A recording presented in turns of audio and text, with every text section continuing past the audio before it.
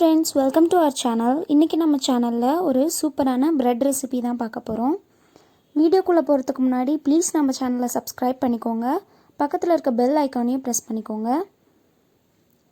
இந்த bread recipe செய்கிறதுக்கு பார்த்தீங்கன்னா நான் 3 பெரிய சைஸ் பிரெட்டை இந்த மாதிரி நல்லா குட்டி குட்டியாக பிச்சு மிக்ஸி ஜாரில் சேர்த்துக்கிறேன். உங்களுக்கு எவ்வளோ வேணுமோ அவ்வளோ பிரெட் நீங்கள் யூஸ் பண்ணிக்கோங்க.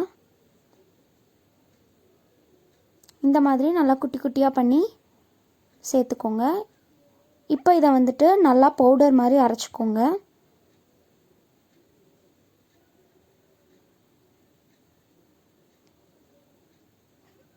பாருங்கள், நல்லா அரைச்சாச்சு. இந்த மாதிரி நல்லா அரைச்சிக்கோங்க. அரைச்சிட்டு ஒரு பவுல், க்ளீன் பவுல் எடுத்துக்கோங்க. அந்த பவுலில் இதை நம்ம ட்ரான்ஸ்ஃபர் பண்ணிக்கலாம்.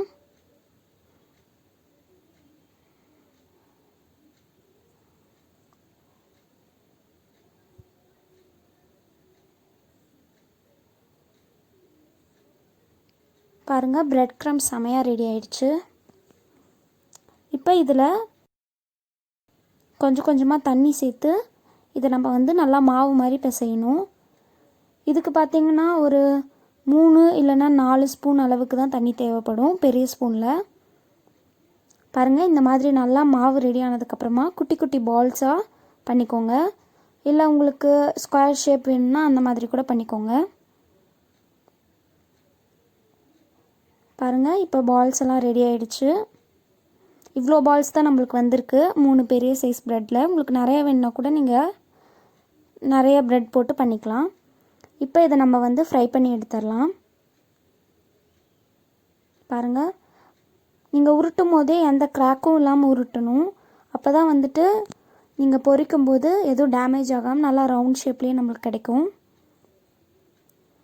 இப்போ பாருங்கள், எல்லாத்தையும் நல்லா இந்த மாதிரி கலருக்கு சூப்பராக பொரித்து எடுத்துடலாம்.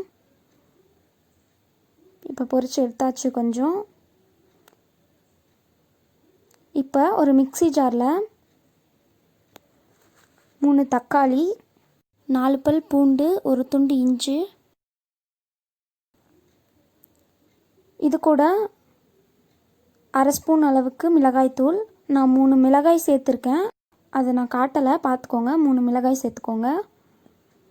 அப்புறம் தேவையான அளவு உப்பு, 1.5 ஸ்பூன் அளவுக்கு சர்க்கரை.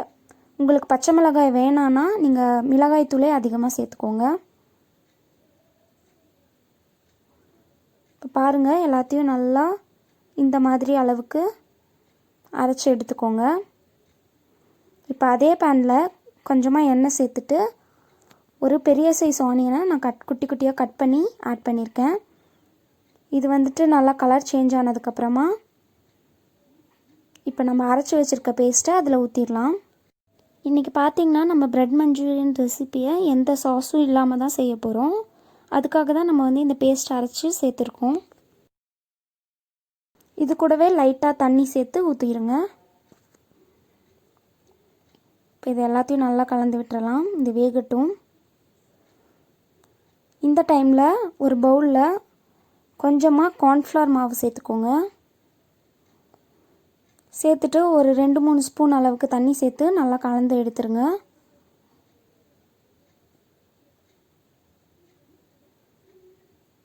பாருங்கள், இந்த மாதிரி நல்லா கலந்துக்கோங்க. இது நல்லா இந்த மாதிரி கொதிச்சுட்டு எண்ணெய்லாம் லைட்டாக பிரியிற மாதிரி ஸ்டேஜில் நீங்கள் இந்த கார்ன்ஃப்ளவர் தண்ணியை ஆட் பண்ணிக்கோங்க, திக்காகிறதுக்காக. நீங்கள் உப்பு காரம் எல்லாம் கரெக்டாக இருக்கான்னு செக் பண்ணிக்கோங்க. பத்தலைன்னா நீங்கள் ஆட் பண்ணிக்கலாம். இது நல்லா வேகணும். பச்சை வாசனைலாம் போகணும். அது வரைக்கும் நீங்கள் இந்த மாதிரி கலந்து விட்டுட்டே இருங்க. இப்போ பாருங்கள், நல்லா ரெடி ஆயிடுச்சு.